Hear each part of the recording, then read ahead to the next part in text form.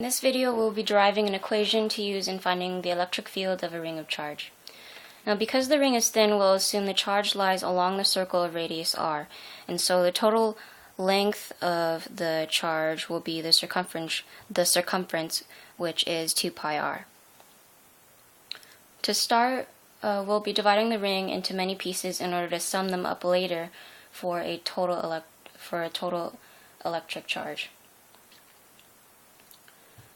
In orange is segment I with charge Q, which is one of the pieces that I've divided the ring into. And lambda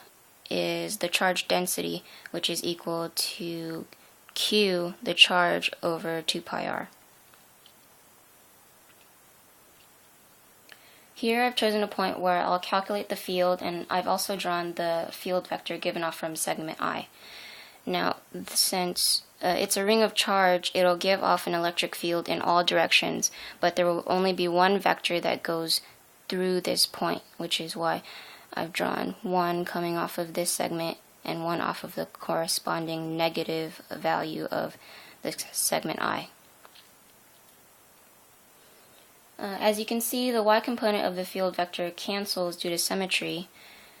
so we only need to calculate the x component of the electric field. Here, I've redrawn a part of the drawing above to find expressions for little ri and cosine theta I, which we will plug into our electric field equation after we figure out the trigonometry and values using Pythagorean theorem here. And so, little ri equals the square root of x squared plus r squared, which is over here, and cosine theta I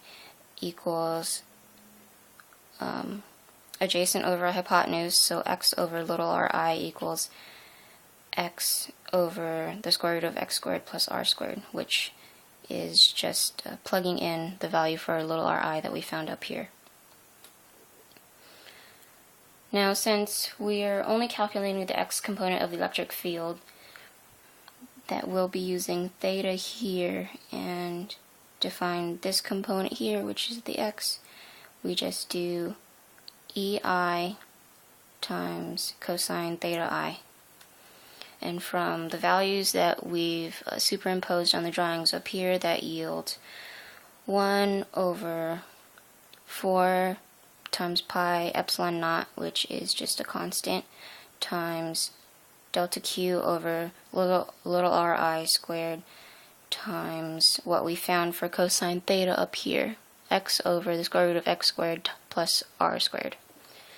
And here is a little more substitution. K is equal to this fraction here, 1 over 4 pi epsilon naught times what I plugged in for little r I squared, so that's delta Q over x squared plus r squared, times cosine theta, which is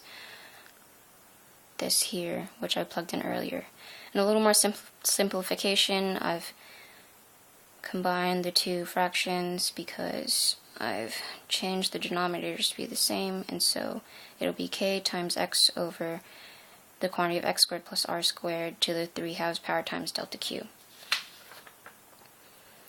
And so now we need to sum up the x components of the electric field from 1 to the nth segment for the net electric field. And so that's what I've done here, and I've moved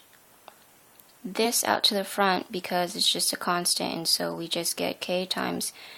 x over the quantity of x squared plus r squared to the 3/2 power times the sum of delta Q. But the sum of delta Q is just Q, and that gives us the final equation for the electric field of a ring to be k times qx over the quantity of x squared plus r squared to the 3/2 power.